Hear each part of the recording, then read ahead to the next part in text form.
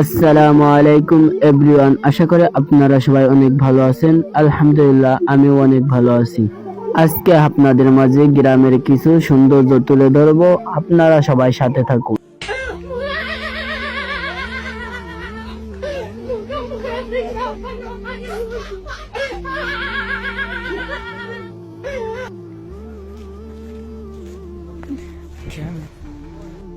সেই আবহাওয়া কত সুন্দর। এই দেখুন আমাদের মাদ্রাসার পুকুর, এখানে সবাই গোসল করে।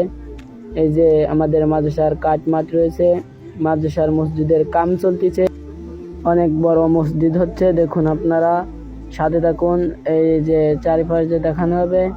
এই যে আমাদের মাদ্রাসার মসজিদ, দেখুন কত বড় মসজিদ হচ্ছে।